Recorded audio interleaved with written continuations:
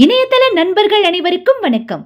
இன்று நாம் கேட்கப் போகும் கதை திரு பட்டுக்கோட்டை பிரபாகர் அவர்கள் படிப்பில் வெளிவந்த பரத் இருக்க பயமேன். கதைக்குள் செல்லலாமா? அத்தியாயம் 1. எனக்கு இந்த காதல் பிடித்திருக்கிறது. எத்தனை விதமான மாற்றங்கள் எனக்குள் புதிதாக அரும்பியிருக்கின்றன. காதலிக்க துவங்கிய பிறகு ஷவரில் நனைந்தபடி அரை மணி நேரமா நிற்பேன். கண்ணாடியில் என்னை இவ்வளவு உன்னிப்பாக பார்த்து கொண்டதுண்டா? தலையணையை அணைத்துக் கொள்ளும் போது உடம்பில் இத்தனை உஷ்ணம் பரவியதுண்டா? எடுத்ததற்கெல்லாம் அலை அலையாக சிரிப்பு வருமா என்ன? உலகமே துடைத்து வைத்தது போல புதிதாய் தெரிகிறது. என் உற்சாகத்தை பூவோடு, பட்டாம்பூச்சியோடு, வானவில்லோடு, கோயில் கோபுரத்தோடு, அதில் அமரும் பறவையோடு என்று மௌன மொழியில் பகிர்ந்து கொள்ள துடிப்பாய் இருக்கிறது. ராஜி, நீ எவ்வளவு அழகா இருக்க தெரியுமா? பாலாஜி ஒரு தடவைதான் காதோடு அதுவும் கிசுகிசுப்பாக சொன்னார். ஆனால் அதை மனது பிரதி எடுத்து 1000 தடவைக்கு மேல் பாலாஜியின் குரலிலேயே கேட்டு கிறங்கி போகிறதே. உப்பும் தித்திப்பும் கலந்த கிராக்ஜாக் போலத்தான் காதலும். இதில் சுகமும் அவஸ்தையும் சம விகிதத்தில் கலப்படம். பாலாஜிக்கு உடம்பு பூரா திமிர். தைரியமாக வீட்டிற்கே போன் செய்து பெண் குரலில் பேசுவார் என் அண்ணன் சுந்தரிடம். நேற்று அப்படித்தான். சார், நான் ராஜியோட ஃப்ரெண்டு வேணி பேசுகிறேன். நேற்று கம்ப்யூட்டர் கிளாஸ் நடத்தின பாடம் பற்றி ஒரு சந்தேகம் கேட்கணும். ராஜியை பேச சொல்கிறீங்களா? அண்ணன் நம்பி என்னை அழைத்து ரிசீவரை கொடுத்துவிட்டு பேப்பரை படித்து கொண்டிருந்தார். ஹலோ, நான் ராஜி பேசுகிறேன். பாலாஜி ஹியர். Good morning. குளிச்சிட்டியா? இன்னும் இல்லை. எதுக்கடி கேட்ட? நேற்று கிள்ளின இடம் செவந்திருக்கான்னு நீ பார்த்துட்டியான்னு விசாரிக்கலாம் தான். சி போடி, உனக்கு விவஸ்தையே இல்லை. இன்னைக்கு சினிமா போகலாமா? இல்லை, நான் வரல. எங்கே கூப்பிட்றா உன் ஃப்ரெண்டு? இடைமறித்தார் அண்ணன். அவ வீட்டில் அவங்க அன்னைக்கு வளகாப்பு நடத்துகிறாங்களாம். வரியான்னு கூப்பிட்டா. வீடு திரும்ப 9:30 ஆயிடும்னா. நான் வரலன்னுட்டேன். பிரியப்பட்டு கூப்பிட்றா. பரவாயில்ல, போயிட்டு வா. உன் மொப்பட் வேணா, கார் எடுத்துகிட்டு போயிட்டு வா. அவகிட்ட வரேன்னு சொல்லிடு. நான் ஃபோனில், வேணி அண்ணன் பெர்மிஷன் கொடுத்துட்டாரு, நான் வர்றேன், கம்ப்யூட்டர் கிளாஸ் முடிஞ்சதும் அப்படியே போயிடலாம் என்று வைத்தேன். அண்ணன் தன் மணி பர்ஸ் எடுத்தார். 200 ரூபாய் எடுத்து கொடுத்தார். எதுக்குண்ணா? வெறுங்கையோட போனால் நல்லா இருக்காதுமா. சின்ன வெள்ளி குத்து விளக்கு இல்லைன்னா குங்குமச்சிமல் வாங்கிட்டு போ. எனக்கு சிரிப்பு தான் வந்தது. தலையசைத்து வாங்கி வைத்து கொண்டேன். அண்ணனை ஏமாற்றுகிறோமே என்று சின்னதாக ஒரு குறுகுறுப்பும் இருந்தது. அப்பா அம்மா நினைவடுக்குகளில் சரியாக பதியும் முன்பாகவே மேலே சென்று விட்டார்கள். என்னை வளர்த்தது, படிக்க வைத்தது எல்லாம் அண்ணன் தான். அண்ணன் இன்ஜினியர், சிவில், ஒரு பெரிய கன்ஸ்ட்ரக்ஷன் கம்பெனியில் வேலை பார்க்கிறார். நல்ல சம்பளம். தவிர இவர் தனிப்பட்ட முறையில் கான்ட்ராக்ட் எடுத்து வீடுகளும் கட்டித் தருகிறார். ஓஹோ, வசதி இல்லை என்றாலும் அப்பர் மிடில் கிளாஸ் தான். இது சொந்த வீடு. போன வருஷம்தான் குடி வந்தோம். 2 பெட்ரூம்கள், கிச்சன், ஹால், கச்சிதமான வீடு. ஃபியட் கார் இருக்கிறது, ஸ்கூட்டர் இருக்கிறது, மொப்பட் இருக்கிறது. வீட்டில் டிவி, விசிஆர், ரெஃப்ரிஜரேட்டர் என்று எந்த குறையுமே இல்லை. டிகிரி படித்து முடித்துவிட்டு வீட்டில் போர் அடிக்கிறது என்றேன். கம்ப்யூட்டர் கற்றுக்கையே என்றது அண்ணன் தான். சேர்ந்தேன். காதலையும் கற்றுக்கொண்டேன் பாலாஜியிடம். பாலாஜி ஒரு டெக்ஸ்டைல் கம்பெனியில் கம்ப்யூட்டர் புரோகிராமர். பலவிதமான புடவை டிசைன்களை கம்ப்யூட்டர்லேயே தயாரிக்கிறார். பகுதி நேரமாக இந்த இன்ஸ்டியூட்டுக்கு வந்து கம்ப்யூட்டர் பாடம் கற்றுத்தர வந்து எனக்கு மட்டும் போனஸாக வேற என்னென்னவோ கற்றுத்தருகிறார். உங்களால் நான் அண்ணன்கிட்ட போய் சொல்ல வேண்டியதாக போச்சு. அவரும் நம்பி ப்ரெசன்டேஷன் வாங்கிட்டு போன்னு சொல்லி பணம் கொடுக்குறாரு. எனக்கு சங்கடமாக போச்சு. எல்லாம் உங்களால் தானே. இன்னும் படம் ஆரம்பிக்காத தியேட்டரில் பாலாஜியிடம் பொய்யாக கோபப்பட்டேன். சரி, உனக்கு பொய் பிடிக்கல தானே? ஆமாம். நாளையிலேருந்து ஃபோன் செஞ்சா நான் ராஜியோட லவ்வர் பாலாஜி பேசுகிறேன், கொஞ்சம் சீரியஸாக கொஞ்சம் வேண்டியிருக்கு, பேச சொல்லுங்கன்னு சொல்கிறேன். போதுமா? நான் தொலைஞ்சேன். விளையாட்டுக்கு கூட அப்படி ஒளறி கொட்டிடாதீங்க. ஏன், உண்மைதானே அது?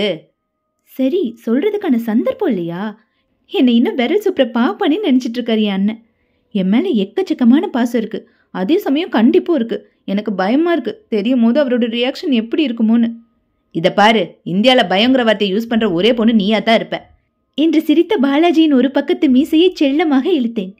கொஞ்சம் ட்ரிம் பண்ணுங்கன்னு சொன்னேன்ல. குத்தாது ராஜி. சீ, இன்னும் லுக்காக இருக்குமேன்னு சொன்னேன். நியூஸ் ரீல் போட்டு விளக்கணைத்ததுமே பாலாஜி என் இடது கையை தன் வலது கையால் கோர்த்து கொண்டார். தோளோடு தோளுரசி நெருங்கி அமர்ந்தார். ராஜி, எவ்வளவு சாஃப்டா இருக்கும் கையி. சரி, எனக்கு ஒரு சந்தேகம். என்ன? கை மட்டும்தான் சாஃப்ட்னு சொல்றேன். சரி, இருந்துட்டு போகுது. ஒரு சந்தேகம் வந்துடுச்சுன்னா அதை நிவர்த்தி செஞ்சுக்க வேணாமா? ஏய், சும்மா இருங்க. பின்ன தியேட்டருக்கு எதுக்கு வந்ததா? படம் பார்க்க. நானா வேணாங்கிறேன், நீ நல்லா பாரு. பாலாஜியின் விரல்கள் நண்டூறுது நரியூறுது என்று உடம்பின் தடை செய்யப்பட்ட பகுதிகளில் எல்லாம் உழவி நான் கிறங்கி உதட்டை கடித்து, ஏய் வேணாம் ப்ளீஸ், கெஞ்ச வேண்டியதாய் போயிற்று. படம் முடிந்து காரில் திரும்பின போது நான் சொன்னேன், எனக்கு இந்த திருட்டுத்தனம் பிடிக்கலைங்க. சி, பப்ளிக்கா அப்படி நடந்துக்கிட்டா நல்லா இருக்காது. நாம கல்யாணம் செஞ்சுக்கலாம். இன்னைக்கு தான் உரைச்சுதா? நான் தான் ரொம்ப நாளாக காத்துக்கிட்டு இருக்கேனே. என் வீட்டில் எந்த பிரச்சனையும் இல்லை. ஒரு ஜவுளிக்கடை பொம்மையை அழைச்சிட்டு போய் எங்கள் அம்மா கிட்ட இந்தாம்மா உன் மருமகன் சொன்னா வலது காலை எடுத்து வச்சு உள்ளவாமான்னு சொல்லுவாங்க. நீ தான் அண்ணன்ட்ட சமயம் பார்த்து சொல்லணும்னு சொல்லி தள்ளி போட்டுக்கிட்டே இருக்க. வர்ற வெள்ளிக்கிழமை எங்கள் அண்ணனுக்கு பர்த்டே. வீட்டில் ஒரு பார்ட்டி ஏற்பாடு பண்ணியிருக்கார். அவரோட ஃப்ரெண்ட்ஸ் எல்லாரையும் இன்வைட் பண்ணியிருக்கார். ரொம்ப சந்தோஷமான மூடில் இருப்பார். பார்ட்டி முடிஞ்சதும் நான் எல்லாரும் போனதும் நிச்சயமாக பேச போகிறேன். Very good, all the best என்றார் பாலாஜி. என் அண்ணனின் பிறந்த நாளுக்காக அவரை விட அதிக ஆர்வமாக நான் தான் காத்திருந்தேன். என்ன சொல்வார் என்ற அடிவயிற்றில் ஒரு கத்தி இருந்தது. அத்தியாயம் 2. அந்த வெள்ளிக்கிழமையை என்னால் மறக்கவே முடியாது. வீடு முழுக்க வர்ண காகிதங்களை நானும் வேலைக்கார பெண்ணுமாக சேர்ந்து வளைவு வளைவாக தொங்கவிட்டோம். மொட்டை மாடியில் வாடகைக்கு ஷாமியானா எடுத்து கட்டி நாற்காலிகள் போட்டிருந்தோம். அண்ணன் 100 இன்விடேஷன் அச்சடித்து எல்லாவற்றையும் விநியோகம் செய்திருந்தார். முக்கியமானவர்களின் டெலிஃபோன் நம்பர்களை என்னிடம் கொடுத்து போனில் ஒரு முறை நினைவூட்ட சொல்லியிருந்தார். என்னோட தொழில சில கஸ்டமர்களுக்கு பார்ட்டி தரணுங்கிறது தான் என் குறிக்கோள். அதுக்கு இந்த பர்த்டேவை ஒரு சாக்கா பயன்படுத்திக்கிறேன் என்றார் அண்ணன். நான் இருக்கணுமா? ஏன்? உங்களுக்கும் உங்க ஃப்ரெண்ட்ஸ்க்கும் சங்கடமா இருக்கும். ஹாட் ட்ரிங்க்ஸ் எல்லாம் குடிக்க தயங்குவாங்க. நோனோ, இந்த பார்ட்டியில் அதெல்லாம் கிடையாது. சரவண பவன்ல வெஜிடேரியன் ஐட்டம்ஸ் தான் ஆர்டர் பண்ணியிருக்கேன். சுத்தமான பார்ட்டி இது. யாருக்கும் எந்த சங்கடமும் இல்லை. நீ கண்டிப்பா இருக்கணும். அப்கோர்ஸ் நீ தான் மெயின் என்டர்டைன்மெண்ட்டே தரப்போற என்றார் அண்ணன். நானா? எஸ், உன்னோட வயலின் வித்தையெல்லாம் 1/2 மணி நேரம் காட்டு. வயலின்ல வெஸ்டர்ன் மியூசிக் போடுவியே. நான் பெற்ற இன்பம் என் நண்பர்களும் பெறட்டும் இன்னைக்கு. போங்க, நான் எனக்கு வெக்கமா இருக்கு. சி, இதுல என்ன வெக்கம்? எல்லாரும் என்னோட நெருக்கமான ஃப்ரெண்ட்ஸு, ரொம்ப டீசெண்டானவங்க. டெலிவிஷன் ப்ரொடியூசர் ஒருத்தரையும் நான் இன்வைட் பண்ணியிருக்கேன். நீ அட்டகாசமா வாசிச்சா டிவியில் நானே சான்ஸ் வாங்கி தரேன். அப்படின்னா ஓகே என்றேன் உற்சாகமாக. நான் காசி செட்டித்தெரு சென்று ஒரு வெளிநாட்டு கூலிங் கிளாஸ் வாங்கி பூக்காகிதம் சுற்றி ரகசியமாக வைத்திருந்தேன். பார்ட்டி முடிந்து எல்லோரும் சென்றதும் அண்ணனுக்கு தனிப்பட்ட முறையில் ஸ்பெஷலாக வாழ்த்து சொல்லி பரிசீலித்துவிட்டு விஷயத்தை துவங்க வேண்டும். மாலை 7 மணிக்கு என்று அழைப்பிதழில் குறிப்பிட்டிருந்தோம். 6:30 மணிக்கு பேக்கரியிலிருந்து ஆர்டர் செய்த கேக்கை டெலிவரி செய்தார்கள். அண்ணன் சந்தன நிறத்தில் புதிய பேண்ட், முழுக்கை சட்டை அணிந்திருந்தார். மொட்டை மாடியில் கொண்டு வந்து பொருத்தப்பட்ட ஸ்பீக்கரில் மேற்கத்திய சங்கீதம் சன்னமாக ஒலித்துக் கொண்டிருந்தது. நான் பட்டுப்புடவை கட்டியிருந்தேன். வட்டமாக குங்கும பொட்டு வைத்து லேசாக லிப்ஸ்டிக் போட்டுக்கொண்டு என்னோட கம்பெனிக்காக வரவழைத்திருந்த பக்கத்து வீட்டு தோழி பாமாவுடன் நின்றிருந்தேன். கல்யாண பொண்ணு மாதிரி இருக்க என்றாள் அவள். 10 நிமிடத்தில் பைக்குகளிலும் கார்களிலும் அண்ணனின் நண்பர்கள் வர துவங்கினார்கள். நாங்கள் உற்சாகமாக வரவேற்றோம். ஒவ்வொருவராக வந்தபோது அண்ணன் அவர்களை அறிமுகம் செய்து வைத்தார். வீடியோக்காரர் ஓரமாக நின்று பதிவு செய்தார். பிறகு ஒரே சமயம் 7-8 பேர் வர துவங்கினார்கள். 7 மணிக்கு மொட்டை மாடியின் நாற்காலிகள் நிரம்பி வழிந்தன. நடுவில் போடப்பட்ட மேஜையில் கேக்கில் பொருத்தியிருந்த மெழுகுவத்திகளை நான் கொளுத்தினேன். எல்லோரும் சூழ்ந்து நின்று கொண்டு ஹாப்பி பர்த்டே டு யூ என்று கோரஸாக பாடத் துவங்க அண்ணன் மெழுகுவத்திகளை ஊதி அணைத்து கேக் கட் செய்து முதல் துண்டை என் வாயில் வைக்க கேமரா பளிச்சிட்டது. எல்லோரும் கைத்தட்டினார்கள், கை குலுக்கினார்கள், கொண்டு வந்த பரிசுகளை கொடுத்தார்கள். வாங்கி வாங்கி அண்ணன் என்னிடம் கொடுக்க நான் வேலைக்கார பெண் பாமா மூலம் கீழே அனுப்பி கொண்டிருந்தேன். முகத்தின் குறுக்கே விழுந்த கூந்தல் கற்றை ஒதுக்கிவிட்டுக் கொள்ளும்போது அவனை பார்த்தேன். அவன் பார்வையை விலக்கிக் கொள்ளாமல் என்னையே பார்த்து கொண்டிருந்தான். அவன் இந்த பார்ட்டிக்கு வந்ததிலிருந்தே பார்க்கிறேன். கொஞ்சம் கூட நாகரிகம் இல்லாமல் என்னையே உற்று உற்று பார்த்து கொண்டிருக்கிறான். நான் திரும்பி பார்த்த போதாவது பார்வை விலக்கிக் கொள்வது என்கிற பண்பு கூட இல்லை. இதற்கு முன்பாக பெண்களையே பார்த்திராதவன் போல் அப்படி ஒரு பார்வை. எனக்கு அவன் மேல் எரிச்சலாக வந்தது. ஏதாச்சும் ஒரு மியூசிக் பார்ட்டி ஏற்பாடு செஞ்சிருக்கலாம் யாரோ சொன்னதற்கு என் அண்ணா சொன்னார். ஏற்பாடு செஞ்சிருக்கேனே, இப்போ என் தங்க ராஜி வயலின் வாசிப்பா. அது உங்களை மகிழ்விக்குமா பாடப்படுத்துமான்னு தெரியாது. கை தட்டினார்கள். எல்லோரும் பார்க்கும்படியாக ஒரு ஓரத்தில் நாற்காலியில் நான் அமர்ந்து வயலினை கையில் எடுத்தேன். வாசிக்க துவங்கினேன். நடுவில் நான் நிமிர்ந்து பார்த்த போதெல்லாம் அவன் என்னையே தான் பார்த்து கொண்டிருந்தான். எனக்கு குறுகுறுவென்று இருந்தது. அவன் பார்வையில் சுத்தமில்லை. அவன் மனசுக்குள் என்னை இந்த நிமிடம் நிச்சயமாக அலங்கோலமாகத்தான் கற்பனை செய்து பார்த்து கொண்டிருக்கிறான். ராஸ்கல். ஆனால் கேட்க முடியாது. அறையலாம். சூழ்நிலையின் உற்சாகம் பறிப்போய் அனாவசியமாக எல்லாருடைய மூடும் கெடும். அவன் என்னை பார்க்கிறானோ இல்லையோ, நான் பார்ப்பதில்லை என்று தீர்மானித்துக் கொண்டேன். மனதை வயலினில் பதித்து வாசித்து முடித்ததும் எல்லோரும் ஒரு நிமிடத்திற்கு இடைவிடாமல் கைத்தட்டினார்கள். அண்ணன் அறிமுகப்படுத்திய டிவி தயாரிப்பாளர் என்னிடம் வந்து, பிரமாதமா வாசிக்கிறேம்மா, நான் தேதி முடிவு பண்ணிட்டு சொல்றேன், வந்து டிவி ஸ்டேஷன்ல வாசிம்மா, டெலிகாஸ்ட் பண்றோம் என்றார். ரொம்ப தேங்க்ஸ் சார். உணவு பரிமாறப்பட்டது. 5 வகை சாதங்கள், இனிப்பு, காரம், ஐஸ்கிரீம், இறுதியில் பீடா என்று வழங்கப்பட்டது. நான் கீழே இறங்கி வந்து பட்டுப்புடவையிலிருந்து சுடிதாருக்கு மாறினேன். பரிசு பார்சல்களை ஒரு பக்கமாக அடுக்கி வைத்தேன். அண்ணன் நண்பர்கள் ஒவ்வொருவராக புறப்பட துவங்கினார்கள். மோட்டார் பைக்குகளும் கார்களும் புறப்பட்டு கொண்டிருந்தன. சிலர் என்னிடம் வந்து, போயிட்டு வரேங்க என்று சொல்லிவிட்டு சென்றார்கள். மாடியிலிருந்து அவன் இறங்கி வந்தான். என்னையே பார்த்து கொண்டு இறங்கி வந்தான். நேராக என் அருகில் வந்தான். யூ ஆர் சோ பியூட்டிஃபுல் என்றான். தேங்க்யூ என்றேன் பல்லை கடித்து கொண்டு. 1 minute என்றவன் சற்றென்று என் சுடிதாரின் துப்பட்டா முனையில் பிசிறிக் கொண்டிருந்த ஒற்றை நூலை இழுத்து அறுத்து கொண்டான். உங்க ஞாபகத்துக்கு என்று தன் பாக்கெட்டில் அந்த நூலை வைத்துக்கொண்டு வேகமாய் போய்விட்டான். எனக்கு இப்போது அவன் மேல் கோபம் போய் சிரிப்புதான் வந்தது. மண்டையில் லேசாக விரிசல் விழுந்திருக்கிறது போலிருக்கிறது. யார் இவன்? அண்ணன்ட்ட விசாரிக்கணும். எல்லோரும் புறப்பட்டு சென்றதும் அண்ணன் வீட்டுக்குள் வந்து ஹாயாக சோஃபாவில் உட்கார்ந்தார். ஒருத்தர் பாக்கி விடாம எல்லாரும் உன்னை பாராட்டினாங்க ராஜி என்றார்.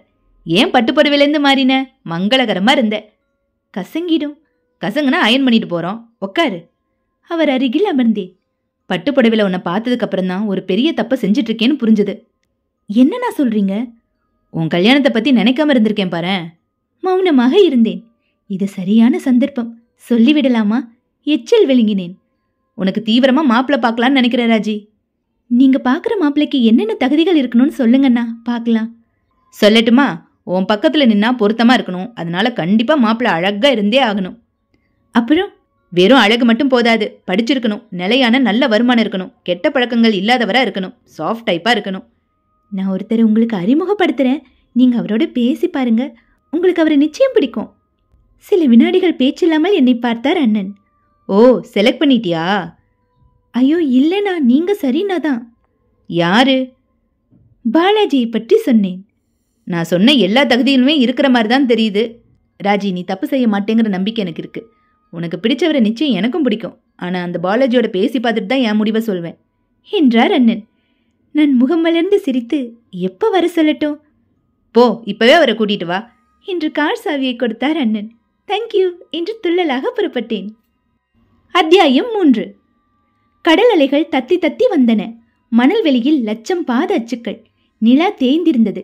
என் மடியில் பாலாஜி படுத்துக்கொண்டு என் கழுத்து செயினின் டாலரை நிமிண்டியபடி, உங்க அண்ணன் எடக்க மடக்கா கேட்பாரோன்னு நினைச்சிட்டு இருந்தேன். ரொம்ப பிரியமா இயல்பா பழகினார். இப்படி ஒரு அண்ணன் கிடைச்சா நான் அடுத்த ஜென்மத்தில் அவர் தங்கையா பிறப்பேன். பாத்தீங்களா, அன்னைக்கு சொன்னது பொய்யா என்று செல்லமாக சினுங்கி அவன் தலையை களைத்தேன். என்னைக்கு என்ன சொன்ன? 7 ஜென்மமும் நான் தான் உங்க காதல்னு சொல்லிட்டு இப்ப திடீர்னு அடுத்த ஜென்மத்துல எனக்கு அக்காவாக போறேன்னு சொல்றீங்களா? அசடு, அடுத்த ஜென்மத்துல நீ எங்க குடும்பத்துல ஆம்பளையா பிறந்தா சரியா போச்சு. அப்ப அடுத்த ஜென்மத்துல நான் சினிமா கழிச்சிட்டு போய் கண்ட இடத்துலயும் தொடுவேனா? நீங்க சினுங்குவீங்களாம். கற்பனை நல்லா இருக்குல்ல? டாலர்ல மொத்தம் எத்தனை முத்துராஜி? ஹே, கையெடுங்க முதல்ல. அதான் உங்க அண்ணன் பச்சை சிக்னல் காட்டிட்டாருல்ல, அதுக்காக கடற்கரையில லிமிட் தாண்டுங்கன்னு சொன்னாரா? இதெல்லாமா சொல்வார் ராஜி. ஹனிமூன் எங்க போலாம்? நீங்களே சொல்லுங்க. கொடைக்கானல் போலாம். ஆனா எனக்கு கோவா போகணும்னு ஆசை. அதுவும் போலாம். 15 நாள், இங்கே 1 வாரம், அங்கே 1 வாரம், அரை செஞ்சுரியாவது சாதிச்சுட்டு தான் ஊர் திரும்பணும். சி, பேச்ச பாரு. டிராவலுக்கு மட்டும் ஒரே ஒரு ட்ரெஸ் போதும், மிச்சம் அங்கங்கே வாங்கிக்கிறதா? அசடு, ஹனிமூன் தம்பதிக்கு அவசியமா என்ன? போங்க, நீங்க ரொம்ப நெளிய வைக்கிறீங்க. மழைக்கான அறிவிப்பாக முதல் துளியை உணர்ந்ததும் இருவரும் எழுந்து கொண்டோம். இடையில் கைகோர்த்து சாலையில் நிறுத்தியிருந்த காருக்கு நடந்து வந்தோம். நான் காரை ஓட்டினேன். பாலாஜி அவர் வீட்டு வாசலில் இறக்கிவிட்டு நான் வீட்டிற்கு வந்தபோது அண்ணன் இன்னும் வந்திருக்கவில்லை. என்னிடம் இருந்த சாவியை போட்டு திறந்து உள்ளே வந்து கை கால்கள் கழுவினேன். பிரெட்டில் ஜாம் தடவி எடுத்துக்கொண்டு டிவியை போட்டுக்கொண்டு அமர்ந்தேன். ஒழித்த போனை எடுத்தேன். Hello miss Raji please. அறிமுகம் இல்லாத புதுக்குரல். ராஜி தான் பேசுறேன், நீங்க யாரு? உன்னை எச்சரிக்க விரும்புறவன். என்ன சொல்றீங்க? அந்த பாலாஜி பொறிக்கு பையலோட நீ சுத்தாதேன்னு சொல்றேன். ஏன்? எனக்கு பிடிக்கல. நீ யாரு? உன்னோட ராஜகுமாரன். உளராதே, உனக்கு என்ன வேணும்? பாலாஜியை நீ மறக்கணும். நடக்கிற விஷயம் இல்ல. அவன் நல்லவன் இல்ல. நீ நல்லவனா? 200%. எந்த நல்லவனும் தன்னை அடையாளப்படுத்திக்காம கோழ மாதிரி பேச மாட்டான். என்ன உனக்கு பிடிச்சிருக்குன்னு சொல்லு, நான் யாருன்னு சொல்றேன். முன்ன பின்ன பார்க்காத ஒருத்தனை பிடிச்சிருக்குன்னு சொல்ல நான் என்ன பைத்தியமா? நீ என்ன பார்த்திருக்க. எங்க, எப்போ? யோசனை பண்ணி பாரு, ஞாபகம் வரு ராஜி. அந்த பாலாஜி கெட்டவன், பொம்பளைங்க விஷயத்துல மகா மோசம். அடிடே, இத்தனை நாளா பழகுறேன், எனக்கு தெரியாம போச்சே. அவன் உன்னை நல்லா ஏமாத்திருக்கான். சரி, இருந்துட்டு போகட்டும். என் வார்த்தையை அலட்சியப்படுத்தாத. கொஞ்சம் முன்னாடியே சொல்லியிருக்க கூடாதா? ஏன்? நானும் பாலாஜியும் கல்யாணம் பண்ணிக்கிறதா தீர்மானிச்சாச்சு. எங்க 2 பேர் வீட்லயும் சரின்னு சொல்லிட்டாங்களே. அவ்வளவுதானே, இன்னும் தாலி கட்டலையே. கட்டிக்கிறேன்னு வாக்கு கொடுத்தாச்சே. வாக்கு முக்கியமா, வாழ்க்கை முக்கியமா? சும்மா டைலாக் நீட்டிக்கிட்டே போகாத. இந்த மாதிரி மொட்டை மெரட்டுக்கெல்லாம் முக்கியத்துவம் கொடுக்கறாள் நான் இல்ல. அப்ப உறுதியா தீர்மானிச்சிட்டியா? ஆமா. வச்சிடவா? இரு ராஜி, நீ அவனை கல்யாணம் செஞ்சுக்க கூடாது. இப்ப எதமா சொல்லிட்டேன், கேட்கலன்னா அடுத்த கட்டத்துக்கு தான் நான் வரணும். நீ கட்டம் வட்டம் முக்கணும்னு எதுக்கு வேணாலும் வா. சரி, பார்க்கலாம் நீ எப்படி அவனை கட்டிக்கிறேன்னு. தாலி கட்டி தான். அட்ரஸ் சொன்னா இன்விடேஷன் அனுப்பி வைக்கிறேன், வந்து பாரு. ராஜி, பேச்சு முடிஞ்சது, இனிமேல் செயல் தான். Good night. அந்த மேனஸ் கூட உனக்கு தெரியுமா? Good night. வார்த்தைக்கு வார்த்தை பதிலடியாக இடக்காக பேசிவிட்டு போனை வைத்தாலும் எனக்குள்ள ஒரு சின்ன படபடப்பு ஆரம்பமாகி இருந்தது. யார் இவன்? என்ன ரகம்? எதுக்காக இப்படி முட்டாள்தனமா போன்ல மிரட்டுறான்? பாலாஜிக்கு வேண்டாதவனா? அழைப்பு மணி கேட்டு போய் கதவை திறந்தேன். அண்ணன் உள்ளே வந்தார். ராஜி, என்ன முகம் ஒரு மாதிரி இருக்கு? அண்ணா, ஒரு போன் வந்துச்சு. யாரு? தன்னை அறிமுகம் செஞ்சுக்கல, ஆனா மிரட்டலா பேசினா என்று துவங்கி எல்லாவற்றையும் சொன்னேன். அண்ணன் சிந்தனையுடன் மேவாயை தடவியபடி அமர்ந்து விட்டார். ராஜி, நீ அவ்வளவு தூரம் சவடாலா பேசியிருக்க கூடாதோன்னு எனக்கு படுது. ஏன் அப்படி சொல்றீங்க? பாலாஜி பத்தி தப்பா சொல்றியே, அவன் நல்லவன் இல்லைங்கிறத உன்னால நிரூபிக்க முடியுமான்னு நீ கேட்டிருக்கணும். அண்ணா, எனக்கு பாலாஜி மேல கொஞ்சமாவது சந்தேகம் இருந்தா தானே நான் அப்படி கேட்க முடியும். ராஜி, நான் சொல்றதுக்காக நீ தப்பா எடுத்துக்க கூடாது. உனக்கு பாலாஜி மேல எக்கச்சக்கமான காதல், அதனால அவனுக்கு இன்னொரு முகம் இருக்கிறது உனக்கு தெரியாம கூட இருக்கலாம் இல்லையா? அண்ணா, நீங்க பாலாஜியை சந்தேகப்படுறீங்களா? மனுஷன் மனசு அப்படிமா? என் மனசுல இந்த ஃபோன் கால் போட்டுட்ட ஒரு சந்தேக விதையை தவிர்க்க முடியாது. இவன் யாரோ எதுக்காக பேசினானோ, ஆனா ஒருவேளை பாலாஜியை பத்தி இன்னும் சரியா 4 பேர்கிட்ட விசாரிக்கணுமோன்னு ஒரு எண்ணம் ஏற்படுறது நிஜம். தேவையே இல்ல. இது எவனோ ஒரு விஷமக்காரன் பேசுற பேச்சு. இவனுக்கு என் மேல ஒரு கண்ணுன்னு பேச்சிலேயே புரியுது என்றேன். வெகு நேரமாக அமைதியாக இருந்தார் அண்ணன். மறுபடியும் ஃபோன் செய்யறதா சொன்னானா? இல்ல, பேச்சு முடிஞ்சது, இனிமேல் செயல்னு சொன்னான். அப்படின்னா? எனக்கு புரியலண்ணா. அந்த குரல் புதுசா? ரொம்ப புதுசு, நான் கேட்டதே இல்லை. ஆனா ஒரு தடவை பார்த்துருக்கோன்னு சொன்னான் இல்ல?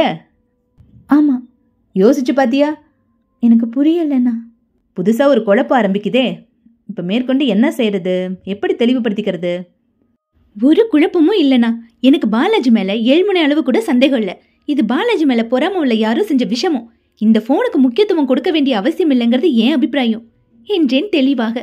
என் அண்ணன் என்னை கூர்ந்து பார்த்தார். ஒருவேளை அவன் மறுபடியும் போன் செஞ்சா ஆதாரத்தோட நிரூபின்னு சொல்லு ராஜி. சற்றே யோசித்துவிட்டு சரி என்றேன். இந்த போன் பத்தி நாளைக்கு பாலாஜியை சந்திக்கிறப்ப சொல்லல, பாவம், அவர் மனசு கஷ்டப்படும். மண்டு சொல்லு, அப்பதான் அவருக்கு யாராவது எதிரி இருந்தா அதை அவர் சொல்லுவார், நமக்கு குழப்பம் தெளிவாகும் என்று அண்ணன் சொன்னதும் நியாயமாக இருந்தது. சரி என்று தலையசைத்தேன். அத்தியாயம் 4. மறுநாள் நான் பாலாஜியின் ஆபீஸ்க்கு போன் செய்தேன். ஹாய் ஸ்வீடி, சொல்லு. உங்களை குற்றவாளி கூண்டுல நிறுத்தி கேள்வி கேட்க போறேன். நீங்க தான் விளக்கம் சொல்லணும். மழை பெய்ய ஆரம்பிச்சதும் நம்ம 2 பேரும் யோக்கியமா எழுந்து வந்துட்டோமே, அதுக்கப்புறம் நான் எதுவுமே செய்யலையே டார்லிங். கொஞ்சம் சீரியஸான விஷயம், உடனே உங்களை பார்க்கணும். புறப்பட்டு வா, 1 மணி நேரம் பெர்மிஷன் போட்டுட்டு வரேன். பக்கத்துல ஐஸ்கிரீம் பார்லர் போயிடலாம். ஓகே என்று கார் எடுத்துக்கொண்டு பாலாஜியின் ஆபீஸ்க்கு போனேன்.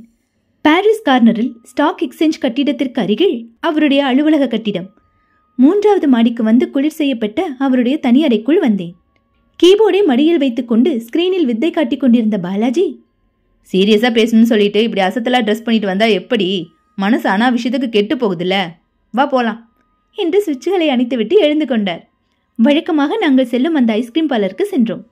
மைக்கேல் ஜாக்சனின் ஆளுயர படம் கட் அவுட் போல ஒரு பக்கம் வைக்கப்பட்டிருந்தது. ஒரு பக்கம் ப்ரூஸ்லி, ஒரு பக்கம் சமந்தா பாக்ஸ், இன்னொரு பக்கம் ஸ்டாலின். இந்த பார்லர்ல இந்த கட் அவுட்ஸ் தான் எனக்கு ரொம்ப உறுத்தலா இருக்கும் என்று ஆர்டர் சொன்னார் பாலாஜி. ஏன்? சாப்பிட வர்றவன் நம்மாளு, ஒரு இந்திய மூஞ்சாவது இருக்கா? இளைஞர்களோட டேஸ்ட்டுக்கு வச்சிருக்காங்க. சில்க் ஸ்மிதா, கமல்ஹாசன், அரவிந்த் சுவாமி, சல்மான் கான் இப்படி வைக்க வேண்டியது தானே. இருக்கட்டும், நீங்க இது வரைக்கும் எத்தனை பொண்ணுங்களோட வாழ்க்கையை நாசம் பண்ணிருக்கீங்க? என்ன பேச்சுது? பொம்பளைங்க விஷயத்துல மோசம்னா என்ன அர்த்தம்? என்னாச்சு உனக்கு? ஏன் உளர்ற? உங்களை பத்தி அப்படி ஒரு அபிப்பிராயம் சொன்னார் ஒருத்தர். எந்த திருட்டு ராஸ்கல் அந்த மாதிரி சொன்னது? அவன் பேர் தெரியல. இன்று ஃபோன் விவரங்கள் முழுவதும் விடாமல் சொன்னேன். அவன் யாருன்னு உனக்கு புரியல ராஜி? இல்லையே.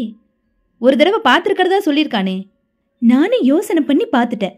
பேரை மட்டுவாது அவன் சொல்லியிருந்தா ஓரளவுக்காவது ஞாபகம் வந்திருக்கும். வீடு கையில பொம்பளைங்களோட ஃபோன் நம்பர் கிடைச்சா வாய்க்கு வந்தபடி பேசுற சில பொறுக்கிங்க இருக்கானுங்க. நானும் நீங்களும் லவ் பண்றது தெரிஞ்சு பேசுறானே. அதான் புரியல ராஜி. என் ஆஃபீஸில் நம்ம லவ் கிட்டத்தட்ட அத்தனை பேத்துக்கும் தெரியும். நீ பல தடவை என் ஆஃபீஸ்க்கு வந்திருக்க. பல பேருக்கு உன்னை அறிமுகப்படுத்தி கூட வச்சிருக்கேன். அவங்கள யாரோ சில சில்மிஷ மனசுக்காரன் இப்படி செஞ்சிருக்கலாமோ? இருக்கலாம். Ignore it. கவலைப்பட்டியா? சேச்சே, உங்களை பற்றி எனக்கு தெரியாதா? ஆனால் அண்ணனுக்கு லேசாக ஒரு சந்தேகம் வந்துடுச்சு. அவர் உங்க கூட அதிகம் பழகலையே. போச்சுடா, புறப்படு. எங்க? முதல்ல உங்க அண்ணனை பார்த்து தைரியமா இருங்க, நான் அப்படிப்பட்ட ஆள் இல்லைன்னு சொல்லிட்டு அவரை எங்க வீட்டுக்கு அழைச்சிட்டு வந்து அம்மா கிட்ட அறிமுகப்படுத்துறேன். அண்ணன் காலையில புறப்பட்டு திருச்சி போயிருக்கார். எப்போ வருவாரு? நாளைக்கு காலையில ராக்ஃபோர்ட் எக்ஸ்பிரஸ்ல திரும்புறார். மறுபடியும் ஃபோன் செய்யறதா சொன்னான் அவன். அப்படி சொல்லல அவன். மறுபடியும் பேசினா குழைவா பேசி அவன் யாருன்னு தெரிஞ்சுக்க பாரு. அவன் பல்லுல பாதியாவது கலட்டணும். அனாவசியமா என்னை பத்தி தப்பான ஒரு இமேஜை ஏற்படுத்துறான் பாரு. ஏற்படுத்தலைங்க, ஏற்படுத்த முயற்சி செஞ்சா என்று புன்னகைத்தேன். இருந்தாலும் இது ரொம்ப பேட் மேனஸ் இல்லையா என்று ரொம்ப வருத்தப்பட்டு பேசின பாலாஜியை நான் சமாதானப்படுத்த வேண்டியதாயிற்று. பாலாஜியை அவருடைய ஆபீஸில் விட்டுவிட்டு நான் வீட்டுக்கு திரும்பி சாவி போட்டு கதவை திறந்த போதே உள்ள டெலிபோன் அடித்துக் கொண்டிருந்தது. நான் அவசரமாக திறந்து அவசரமாக செருப்புகளை உதறி கொஞ்சம் ஓட்டமாக வந்து ரிசீவரை எடுத்தேன். ஹலோ ராஜியா? அவனேதான். ஆமா, ராஜகுமாரனா? யோசனை செஞ்சியா? எதை பத்தி? பாலாஜியை மறக்கிறத பத்தி. நேற்று நீங்கள் ஃபோனில் பேசினப்ப முதல்ல கோவம் வந்தது. அப்புறமா நிதானமாக யோசிச்சப்பதான் குழப்பமாயிடுச்சு. ஒருவேளை இருக்குமோன்னு ஒரு கேள்வி வந்துடுச்சு என்று போய் பேசினேன். குழப்பம் வந்துட்டாலே தெளிவு வந்துடும். பாலாஜி யாரு? ஆஃப்டர் ஆல் கை கட்டி சம்பளம் வாங்குறவன். நான் பல பேருக்கு சம்பளம் கொடுக்குறவன். என்னை கல்யாணம் செய்துக்கிட்டா உன்னை ராஜகுமாரி மாதிரி வச்சுக்குவேன் ராஜி. வேலைக்கு ஒரு காரில் போகலாம். இதை பாருங்க, முதல்ல நீங்கள் யாருன்னு சொல்லுங்க. உங்களை சந்திக்காம பேசாம எப்படி பெரிய பெரிய முடிவுகள் எல்லாம் எடுக்க முடியும்? கல்யாணம் எவ்வளோ பெரிய விஷயம். நேரில் பார்த்து பேசலாம் ராஜி. என்ன உனக்கு நிச்சயமா பிடிக்கும். முதல்ல சந்திக்கலாம். ரைட், எப்போ சந்திக்கலாம்? நீங்கள் தான் சொல்லணும். சாயங்காலம் 5 மணிக்கு. சரி, எங்கள் வீட்டுக்கு வரீங்களா? உங்கள் அண்ணன் இருப்பாரே. அண்ணன் ஊரில் இல்லை, நான் மட்டும்தான் இருக்கேன். வாங்க. வீட்டில் வேணா ராஜி, மனசு விட்டு பேச முடியாது. வேற எங்கே பார்க்குறது? டி நகரில் பனகல் பார்க் வந்துடு. சரியா 5 மணிக்கு. ரைட், அவசியம் வரேன். மை குட்னஸ், நீ என்னை சந்திக்க ஓகே சொன்னது எனக்கு எவ்வளோ சந்தோஷமா இருக்கு தெரியுமா? என்னோட காதலை நான் வெறும் வாய் வார்த்தையா சொல்ல போறதில்ல. உன் விரல்ல மோதிரம் போட்டு சொல்றேன். வைர மோதிரம் வாங்கி வரேன். ஐயோ, அதெல்லாம் எதுவும் வேணாம். நோ, நீ மறுக்கக்கூடாது. 5 மணிக்கு சந்திக்கலாம். எதிர்முனையில் போனை வைத்ததும் எனக்கு கொஞ்ச நேரம் பிரமிப்பாக இருந்தது. ரொம்பவும் உணர்ச்சி வசப்பட்டவன், பணக்காரன், வழி வழி என்று வழிகிறவன். யாரு? நான் உடனே பாலாஜிக்கு போன் செய்தேன். வரி வரியாக அப்படியே சொன்னேன். Very good. மாட்டினானா? 4 மணிக்கு நான் வீட்டுக்கு வந்துடுறேன். பனகல் பார்க்குக்கு சேர்ந்தே போலாம். நீ மட்டும் இறங்கி உள்ள போ. நான் மறைவா தள்ளி நின்னுக்கிறேன். அவன் வரட்டும், உன் கூட பேசட்டும். அதுக்கப்புறம் வச்சுக்கிறேன் கச்சேரிய என்றார் பாலாஜி. அத்தியாயம் 5. சொன்னபடி 4 மணிக்கெல்லாம் பாலாஜி வந்துவிட்டார். கொஞ்ச நேரம் பேசிக் கொண்டிருந்து விட்டு 4:30 மணிக்கு நாங்கள் புறப்பட்டோம். 4:45 பனகல் பார்க் வந்துவிட்டோம். நான் மட்டும் காரை விட்டு இறங்கி உள்ளே சென்று ஒரு சிமெண்ட் பெஞ்சில் அமர்ந்தேன். சில நிமிடங்கள் இடைவெளி விட்டு பாலாஜி பார்க்குள்ளே வந்து என்னை பார்க்க முடிகிற தோதில், ஆனால் மறைவாக ஒரு மரத்தின் பின்னால் நின்று கொண்டார். வெளியே வாகன போக்குவரத்தின் சத்தங்கள் கலவையாக காதுகளில் மோதின. மணி 5 போது எனக்குள் ஒரு லேசான படபடப்பு. எந்த திசையிலிருந்து அவன் வரப்போகிறான்? நிமிடங்கள் நழுவின. 5:30, 5:45, 6, 6:15, 6:45, 7, 7:15, 7:30. பொறுமை முற்றிலும் தீர்ந்து போய் பாலாஜி என் அருகில் வந்தார். 2.5 மணி நேரமா பைத்தியக்காரங்க மாதிரி நாம அவனுக்காக காத்திருக்கோம். பாரு, இதுதான் முட்டாள்தனம். இனிமே அவன் வரப்போறானா? வா போலாம் என்றார். நாங்கள் காரில் புறப்பட்டோம். ஏன் அவன் வரல என்றேன். வர்ற மாதிரி அவனுக்கு பிளானே இல்லை ராஜி. இது ஒரு மாதிரியான விளையாட்டு. அவன் பேசினதெல்லாம் கப்சா. உன்னை அழக்கழிச்சு அதுல ஒரு த்ரில் அனுபவிக்கிறான் அந்த பொறுக்கி. மேற்கொண்டு என்ன பண்ணலாம்? இதை அலட்சியப்படுத்தக்கூடாது ராஜி. போலீஸ்ல ஒரு கம்ப்ளைண்ட் கொடுத்துடலாமா? மூன்லைட் டிடெக்டிவ் ஏஜென்சின்னு ஒன்று இருக்கு. அந்த ஆஃபீஸ்க்கு கம்ப்யூட்டர் சாஃப்ட்வேர் நான் தான் தயார் பண்ணி கொடுத்தேன். மிஸ்டர் பரத் எனக்கு அறிமுகம் இருக்கு. நீ வீட்டுக்கு போ. நான் ஆஃபீஸ்லேருந்து நேராக உங்கள் வீட்டுக்கு வந்துட்டேன். அம்மா பதறிட்டு இருப்பாங்க. நான் எங்கள் வீட்டுக்கு போய் சாப்பிட்டுட்டு அம்மாட்ட சொல்லிட்டு பரத் வீட்டுக்கு போய் அவரை கன்சல்ட் பண்ணுறேன். அவர் என்ன சொல்கிறான்னு தெரிஞ்சுக்கிட்டு உன்னை வந்து பார்க்குறேன் என்றார் பாலாஜி. சரி என்று அவரை பஸ் ஸ்டாப்பில் இறக்கிவிட்டு நான் வீட்டிற்கு வந்தேன். மணி 8:05. யார் இவன்? அந்த கேள்வி என்னை குடைந்து கொண்டே இருந்தது. போனில் 2 தடவை அவன் பேசியும் அவன் குரலை வைத்து புரியவில்லை. ஆனா கொஞ்சம் கிராக்குத்தனமா பேசுறான். கிராக்குத்தனமாக என்றதும் சற்றென்று எனக்கு அண்ணனின் பர்த்டே அன்று என்னை முறைத்து முறைத்து பார்த்தவனின் ஞாபகம் வந்தது. அவன் கூட சில்லித்தனமாக என் சுடிதாரிலிருந்து ஒரு நூலை பீத்து கொண்டு போனானே. யூ ஆர் பியூட்டிஃபுல் என்றானே. இது ஏன் எனக்கு முதல்ல நினைவுக்கு வரல? ஒருவேளை அவன்தானோ? யோசிக்க யோசிக்க அவனாக இருக்க சந்தர்ப்பங்கள் அதிகம் இருப்பதாக தோன்றியது. நாளைக்கு அண்ணன் ஊர்லேருந்து வந்ததோ சொல்லி அவன் யாருன்னு விசாரிக்கணும். நான் டிவியில் மெட்ரோ சேனல் போட்டுக்கொண்டு சோஃபாவில் அமர்ந்தேன். அத்தியாயம் 6. சரியாக 9:10 நான் இறந்து போனேன். அத்தியாயம் 7. மாப்பிள்ளையும் பெண்ணும் ஆப்பிள் சொருகின பூச்சண்டை கையில் பிடித்துக்கொண்டு ஒவ்வொருவர் வரும்போதும் வீடியோவிற்கு சிரித்து இவர் இன்னார் என்று 4வது நிமிடம் மறந்து போய்விடப் போகிற தகவல்களை சொல்லி அறிமுகப்படுத்திக் கொண்டிருந்தனர். உட்காரலாமா என்று யோசிக்கும் போதெல்லாம் ஒரு புது அழைப்பாளி சந்தனம் தொட்டுக்கொண்டு பூக்காகிதம் சுற்றின பார்சல்களோடு வீடியோ வெளிச்ச எல்லைக்குள் நுழைந்து உட்கார விடாமல் செய்து கொண்டிருந்தான். மேடையில் மெல்லிசை குழு தங்கள் வெல்வெட் துணி பேனரை பின்புறம் கட்டிக்கொண்டு 2 கீபோர்டுகளில் சகல சத்தங்களையும் கொண்டு வந்து இறைச்சலாக யாருக்காக பாடிக்கொண்டிருக்கிறார்கள் என்று தெரியவில்லை. நாற்காலிகளில் அமர்ந்திருந்தவர்கள் எல்லோரும் மாறி மாறி யாரையாவது பிடித்துக்கொண்டு வாயோயாமல் பேசிக் கொண்டிருந்தார்கள்.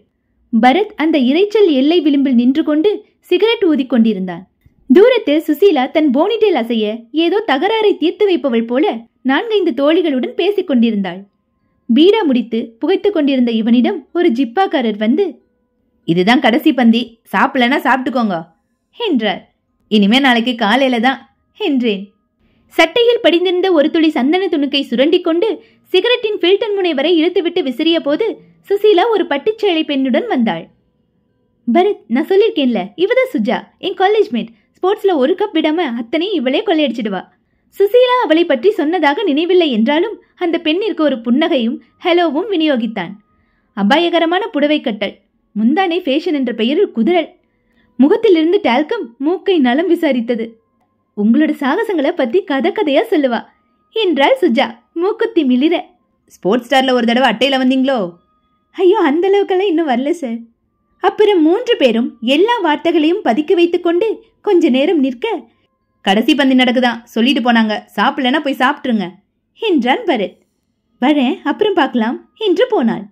போவாமா என்று பரத் ஹிப் பாக்கெட்டிலிருந்து கார் சாவியை எடுத்துக்கொண்டான். இருங்க பரத், பானுமதி கிட்ட சொல்லிட்டு வந்துடுறேன். உத வாங்குவே, நீ சொல்லிட்டு வந்துடுறேன்னு போய் தான் என்ன 1 மணி நேரமா நிக்க வச்ச. இப்படியே நழுவிடலாம் வா. ஹேண்ட்பேக் கொடுக்குற பரத். சீ, அல்பம் வா. அவர் கையை பிடித்து இழுத்துக்கொண்டு கல்யாண மண்டபத்தின் வாசலுக்கு நடந்தான் பரத். இது முறையே இல்ல என்று சுசீலா தன் வெள்ளை பனியனின் பின்பகுதியை பேண்டிற்குள் சரியாக இன் செய்தபடி காருக்கு நடந்து வந்து முன்புறம் அமர்ந்து கொண்டாள். பனியனில் கருப்பு எழுத்துக்கள் 2 × 2 = heaven. பரத் ஸ்டார்ட் செய்து, கல்யாணம், வரவேற்பு இதெல்லாம் bore Suji. Birthday party, hotel get together இதெல்லாம் தான் சுவாரஸ்யம் என்றான். ஏனா? பட்டு புடவையில பார்க்கறப்ப சிரமமா இருக்கு. லட்சம் பட்டுப்பூச்சிகளோட உயிர் ஞாபகம் வருதாக்கும். சச்ச, சரியான டைமென்ஷன் புரியல. ப்ரொஃபைலுக்காக தவம் இருக்க வேண்டியிருக்கு. புத்தி போறத பாரு. ஒன்ன மாதிரி வக்கர புத்தி எனக்கு இல்ல. 2 × 2 = heaven போட்டு ஒரு புதிய வாய்ப்பாடு எழுதி வச்சிருக்கியே, என்ன அர்த்தம்? ஹெவன்னா சொர்க்கம். ஹெவன்னா சொர்க்கம்னு புரியுது. எந்த 2 எந்த 2ஆல பெருக்கணும்? ஒரு 2க்கு அர்த்தம் புரியுது, இன்னொரு will you stop it? Right, நீ இன்ட்ரடியூஸ் பண்ணியே சுஜா, அவளோட நீ தூரத்துல நின்று பேசிட்டு இருந்தப்பவே பார்த்தேன். கவலையா இருந்துச்சு. என்ன கவலை? நிறம் இருந்த என்ன, உயரம் இருந்த என்ன, குழைவா இடுப்பு இருந்த என்ன, எதிரிய எச்சில் விழுங்க வைக்கிற மாதிரி பெருமூச்சு விட முடியாதபடி பொண்ணா இருக்காளேன்னு நினைச்சேன். நீ இன்ட்ரடியூஸ் பண்ணி வச்சப்பதான் காரணம் புரிஞ்சுது. ஒன்னும் புரியல. ஸ்போர்ட்ஸ் கேர்ள்னு சொல்லல, ஸ்போர்ட்ஸ் கேர்ள்னா அப்படித்தான். சற்று தாமதமாக புரிந்து கொண்ட சுசீலா அவன் வயிற்றில் லேசாக குத்தி, பரத், உங்க மூலையில ஒரே சேனல் தானா? Yes channel. 6 சேனல்? அது எவ்வளவு பெரிய முக்கியமான விஷயமா நினைச்சிருந்தா மிஸ்டர் வள்ளுவர் ஒரு மில்க் ஒதுக்கி இருப்பார் அதுக்கு. அது இல்லைன்னா நீ இல்லை, நான் இல்லை, இந்த கேள்வியே இல்லை. மணி என்ன? நியூட்டன் எத்தனை மணிக்கு ஃபோன் செய்ய சொன்னாரு? கடமையை மறந்துட மாட்டே சுசி. மணி 8 ஆகுது. வீட்டுக்கு போனதும் அவருக்கு ஃபோன் செஞ்சுட்டு அப்புறம் உன்னை ஹாஸ்டல்ல ட்ராப் பண்றேன். பரத், நானும் 6 மாசமா கேட்டுட்டு இருக்கேன் என்றாள் சுசி. நீ எப்படி கேட்டாலும் பிரயோஜனம் இல்லை.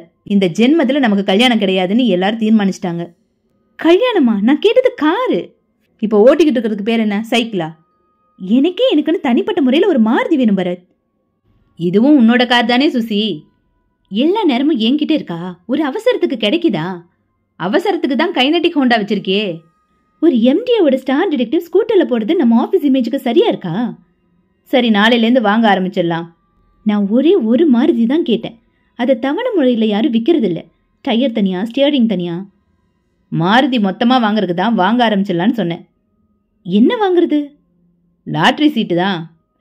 யூ யூ என்று சுசீலா கோபமாக கையை ஓங்க கார் பரத் வீட்டின் வாசலில் திரும்பி நிற்க அந்த ஹெட்லைட் வெளிச்சத்தில் கண்கள் கூச திரும்பி பார்த்த பாலாஜி வாசல் படியிலிருந்து எழுந்து கொண்டான். Somebody is waiting. பரத் காரை நிறுத்திவிட்டு இறங்கி அருகில் வந்து, ஹலோ, உங்களை ஞாபகம் இருக்கு? இருங்க, சொல்லாதீங்க. எங்கள் ஆஃபீஸ் கம்ப்யூட்டருக்கு சாஃப்ட்வேர் நீங்கள் தான் ரெடி பண்ணி கொடுத்தீங்க. மிஸ்டர் ஏதோ ஒரு ஜி, ரைட்? என்று கையை குலுக்கினான் பரத். பாலாஜி என்றான் பாலாஜி. சுசீலா சாவி போட்டு திறந்து உள்ளே விளக்குகள் போட்டாள். வாங்க, ரொம்ப நேரமாக வெயிட் பண்ணுறீங்களா? வீட்டில் ஒரு வேலைக்காரன் இருக்கான், ஊருக்கு போயிருக்கான். நாங்கள் ஒரு கல்யாண ரிசப்ஷனுக்கு போயிட்டு உட்காருங்க. No milk, so no hot. ராத்திரி ஆனாலும் ரஸ்னா என்றான் பரத். பாலாஜி சோஃபாவில் அமர்ந்தான். நான் வந்து 10 நிமிஷம் தான் ஆச்சு. ஒரு 1/4 மணி நேரம் வெயிட் பண்ணி பார்க்கலான்னு நினைச்சேன். சுசீலா ரெஃப்ரிஜிரேட்டரில் இருந்து எடுத்து 3 பேருக்குமாக கிளாஸ்களில் ஊற்றி தண்ணீர் கலந்து ஐஸ்கன் சதுரங்களை மிதக்க விட்டு எடுத்து வந்தாள். பரத் தீப்பாய் அடியிலிருந்து ஆஷ்ரை எடுத்து மேலே வைத்துவிட்டு அவனுக்கு ஆஃபர் செய்து மறுக்கப்பட்டதும் பற்ற வைத்து கொண்டான். என்ன சொல்லுங்க? ஒரு சின்ன கன்சல்ட், உங்க அட்வைஸ் வேணும். என்ன? சுந்தர்னு ஒரு சிவில் இன்ஜினியர், அவரோட சிஸ்டர் ராஜி, நாங்கள் 2 பேரும் வந்து சிரிப்போடு தயங்கினான். காதல் பண்றீங்க? மேல எங்க வீட்லயும் சரின்ட்டாங்க. அவங்க அண்ணனும் சம்மதிச்சிட்டார். கல்யாணத்துக்கு தேதியெல்லாம் கூட ஃபிக்ஸ் பண்ண போறோம். நியாயம்தான். எல்லாருமே எங்களை மாதிரி நெவர் எண்டிங்கா லவ் பண்ணிட்டே இருப்பாங்களா என்ன? ஒரு ஸ்டேஜ்ல ஏண்டா லவ் பண்ணோன்னு ஃபீல் பண்றதுக்காக கல்யாண தண்டனையை அடைஞ்சுதான் தீரணும். Just for fun. சொல்லுங்க. இந்த சூழ்நிலையில யாரோ ஒரு பணக்கார பொறுக்கி தன்னை அடையாளப்படுத்திக்காம ராஜிக்கு போன்ல பேசுறான். என்னை பத்தியெல்லாம் தப்பா சொல்றான். தன்னை கல்யாணம் செய்துக்க சொல்றான். கொஞ்சம் கிராக் மாதிரி பேசுறான்.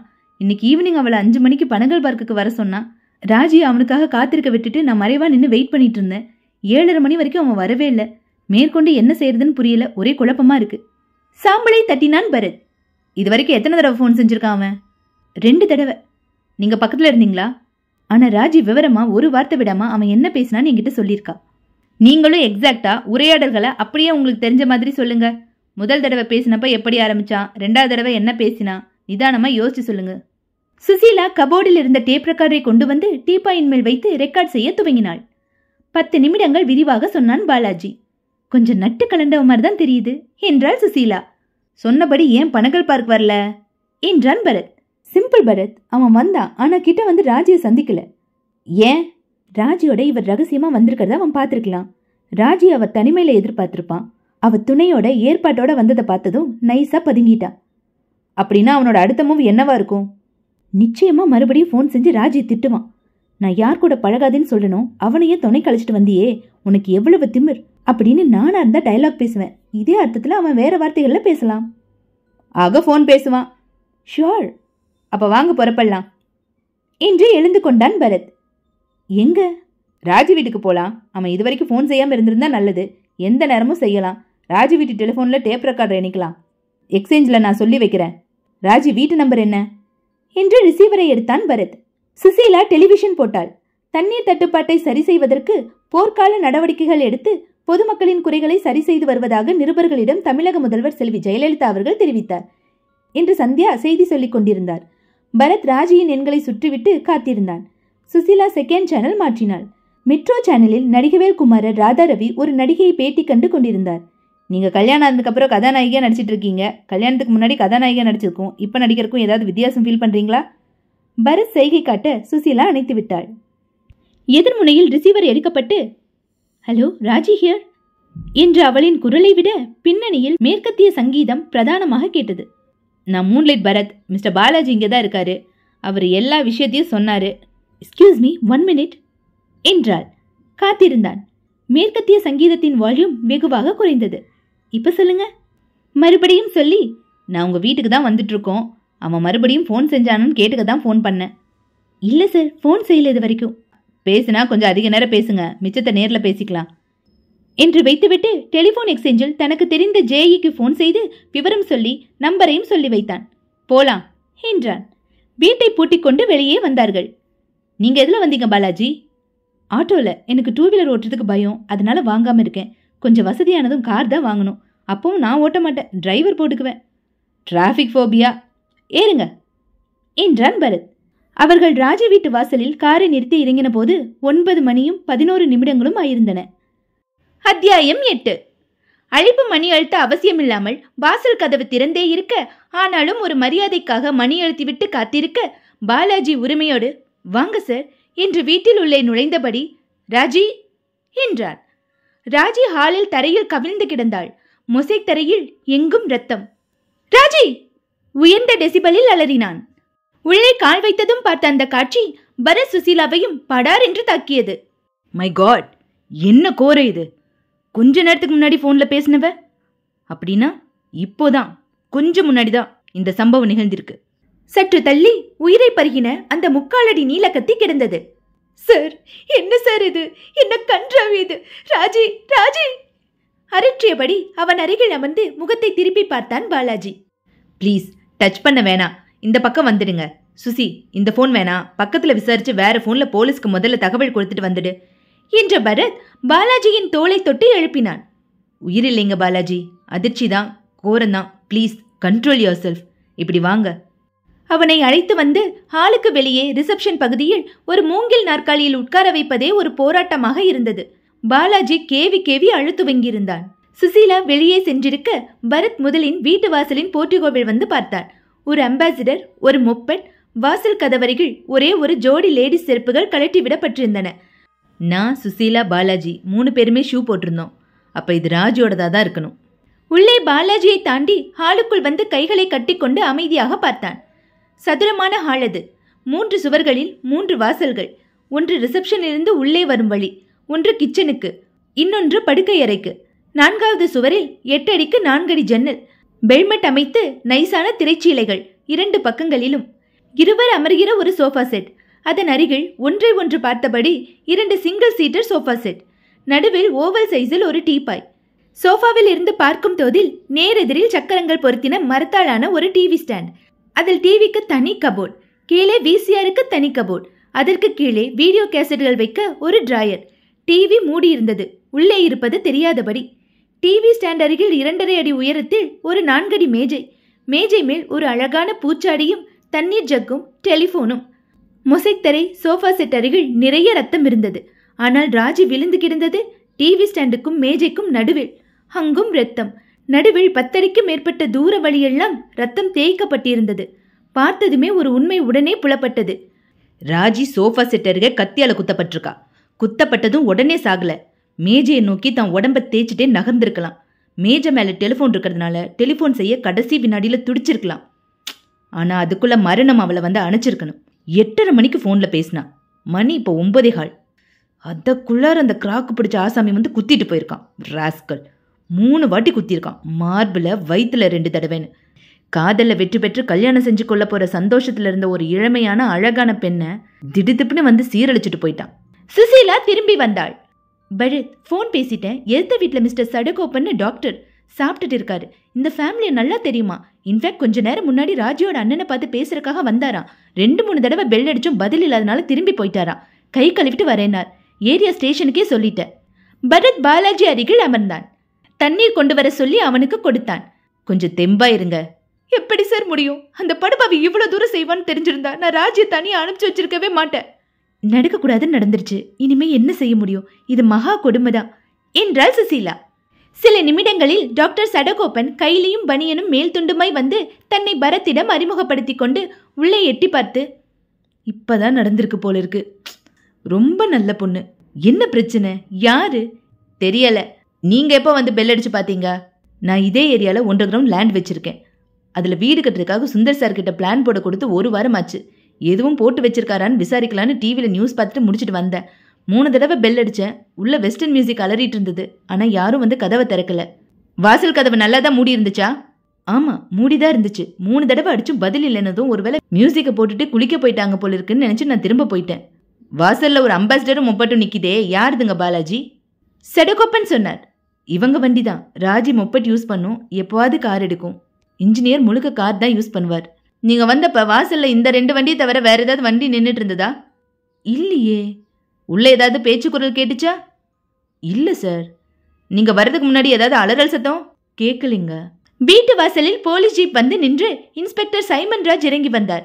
பரத் தன்னுடைய விசிட்டிங் கார்டை கொடுத்து அறிமுகப்படுத்தி கொண்டு பாலாஜியை அறிமுகப்படுத்தி தான் எப்படி ஏன் இங்கு வந்தேன் என்ற விபரம் சொன்னான். ராஜி போனில் மிரட்டப்பட்டதும் எல்லா பின்னணி தகவல்களையும் கோர்வையாக சொல்லி முடித்தான். எதிர்வீட்டு டாக்டரின் ஸ்டேட்மெண்ட் வரை. 2-3 நரைமுடிகள் மீசையில் கலந்திருந்த இன்ஸ்பெக்டர் சைமன் ராஜ் கொலை நடந்த ஹாலுக்குள் சென்று பார்த்தார். குற்றம் இப்ப கொஞ்சம் முன்னாடி தான் நடந்திருக்கிறதுனால உடனடியா நாயை வரவழைச்சா உதவியா இருக்கும்னு நினைக்கிறேன். உள்ளே இருந்த டெலிபோன் ரிசீவரை கர்ச்சீஃப் போட்டு எடுத்து நாய்க்கு சொல்லி வைத்தார். இப்ப இந்த பெண்ணோட அண்ணன் திருச்சியில எங்க இருப்பார்னு தெரியுமா? தகவல் சொல்லணுமே. இன்னைக்கு ராத்திரி ராக்ஃபோர்ட்ல புறப்பட்டு நாளைக்கு காலையில மெட்ராஸ் வந்துடுவார்னு ராஜி சொன்னான் என்றான் பாலாஜி. சைமன் ராஜ் வரிசையாக சில போன்களை செய்துவிட்டு வெளியே வந்து கான்ஸ்டபிள்களை அழைத்து பக்கத்து வீட்டில் இருக்கிறவங்களை எல்லாம் கூட்டிட்டு வாங்கயா என்று விட்டு பாலாஜி பக்கம் திரும்பி, போன்ல மிரட்டின அந்த ஆசாமி அந்த பெண்ணால யூகம் செய்ய முடியலையா? முடியல. ஏற்கனவே ஒரு தடவை சந்திச்சிருக்கோன்னு அவன் முதல் தடவை போன்ல சொல்லியிருக்கானே. ராஜி யோசிச்சு பார்த்தும் புரியல. தெரிஞ்சிருந்தா நேரா அவன் பேரை புகார்ல எழுதிட்டு உங்ககிட்ட வந்திருப்போமே. சைமன் ராஜ் மேலும் கேள்விகள் கேட்டு தெளிவுபடுத்தி கொண்டார். வாசலில் கான்ஸ்டபிள்கள் அழைத்து வந்த 7-8 பேரை அதிகார தோணியில் விசாரிக்க துவங்கினார். அந்த வீட்டிற்கு யாரும் வந்ததையோ போனதையோ யாரும் பார்க்கவில்லை என்றார்கள். அலறல் சத்தத்தை யாரும் கேட்கவில்லை என்றார்கள். ஏட்டு ஒருவர் மெனக்கெட்டு எழுதி கொண்டிருந்தார். அத்தியாயம் 9. தெருமுனை கடையிலிருந்து எல்லோருக்கும் டீ வந்தது. போட்டோகிராஃபர் புகைப்படங்கள் எடுத்துவிட்டு சென்றார். நாய் வந்து தெருமுனை வரைக்கும் புயல் போல ஓடி படுத்து விட்டது. எஸ்பி வந்து பார்த்துவிட்டு இன்ஸ்பெக்டரிடம் விவரங்கள் தெரிந்து கொண்டு, பரவாயில்ல, சில கேஸ்ல மோட்டிவும் புரியாது, ஒரு இளவும் புரியாது. You have a start. அவனை கப்புன்னு பிடிச்சிடுங்க என்று விட்டு புறப்பட்டு சென்றார். பாடியை ஜிஹெச்க்கு அனுப்பி வைக்க தகவல் சொல்லி ஆம்புலன்ஸ்க்காக காத்திருந்த வேளையில் இன்ஸ்பெக்டர் சைமன் ராஜ் பரத்தின் சிகரெட் பாக்கெட்டை கேட்டு உரிமையோடு ஒன்றெடுத்து பற்ற வைத்துக் கொண்டு, இப்படி வாங்க என்று வீட்டுக்கு வெளியே சாலையில் கொஞ்ச நேரம் அழைத்து சென்றார். என்ன மிஸ்டர் பரத், என்ன நினைக்கிறீங்க? ரொம்ப ஆரம்பத்தில் இருக்கோம் சார். அந்த பணக்கார கிராக் தான் வந்து குத்திட்டு போயிருப்பானா? Quite possible. பாலாஜி எப்படிப்பட்டவர்? எனக்கு நல்ல அறிமுகம் தானே ஒழிய அவருக்கு மோட்டிவ் எதுவும் இல்லை. லவ் பண்ணின பொண்ணு சார். கல்யாணம் செஞ்சுக்க இருந்தாரு. கொலை நடந்தப்ப அவர் எங்களோட தான் இருந்தாரு.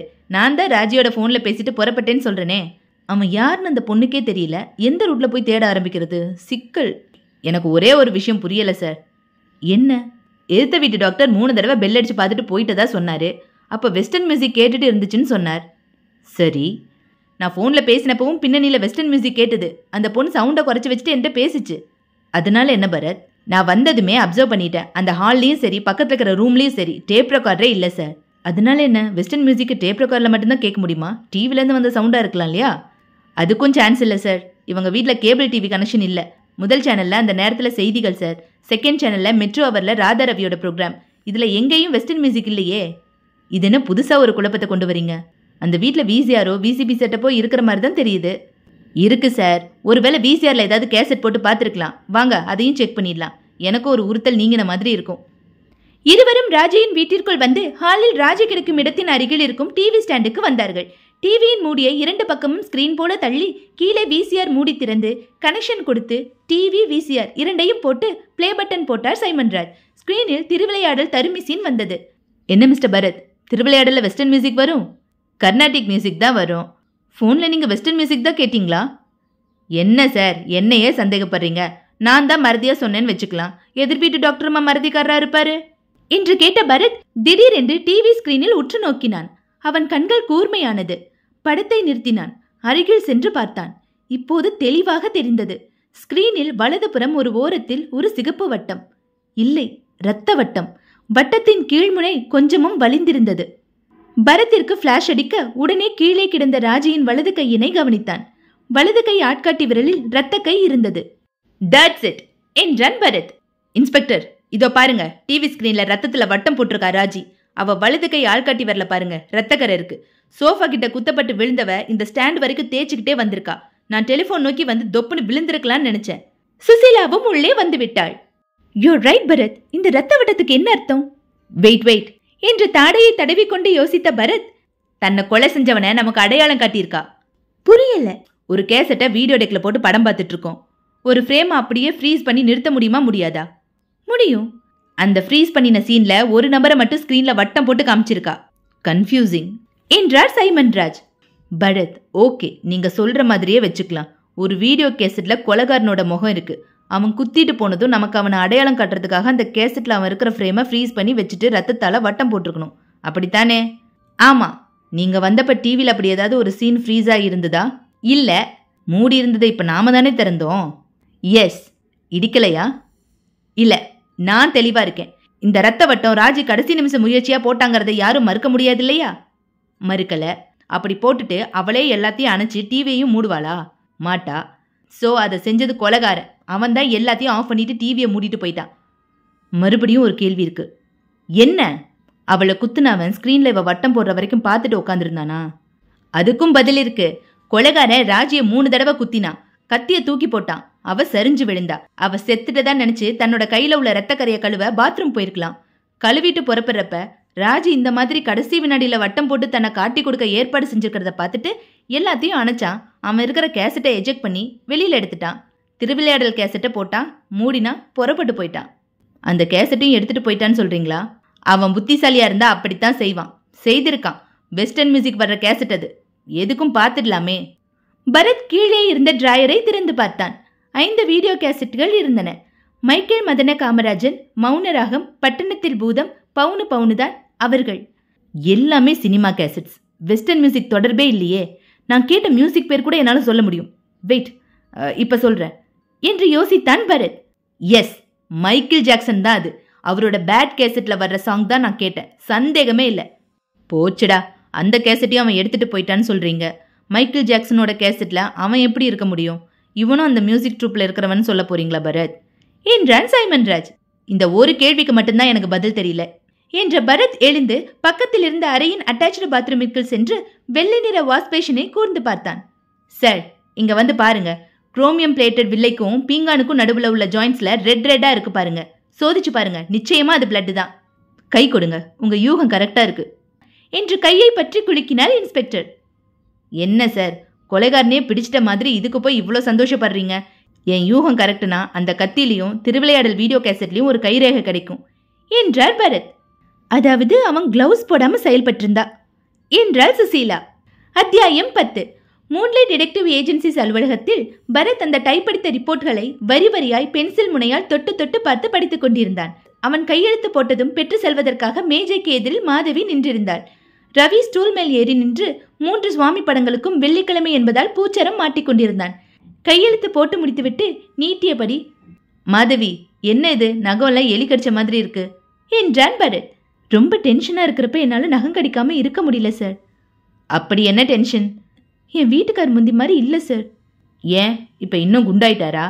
சர்க்கஸ் சாப்பாடுனா அப்படித்தான். உன் டென்ஷன் நியாயம்தான். ஒரு தடவை அவரோட கையை குலுக்கிட்டு 1 வாரம் ஐடெக்ஸ் தடவை வேண்டியதா போயிடுச்சு.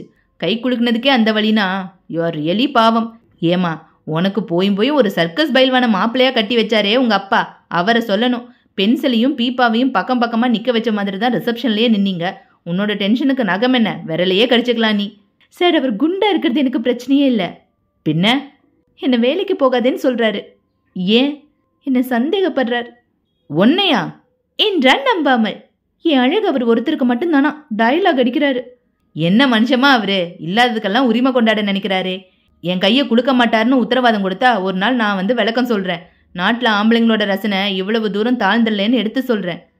மாதவி புரியாமல், சரி சார், ரொம்ப தேங்க்ஸ் சார், கண்டிப்பா வந்து பேசுங்க என்றாள். பேசுறேன், நீ நகம் போனதுக்காக கவலைப்படாத, சரி செஞ்சிடலாம். எப்படி சார்?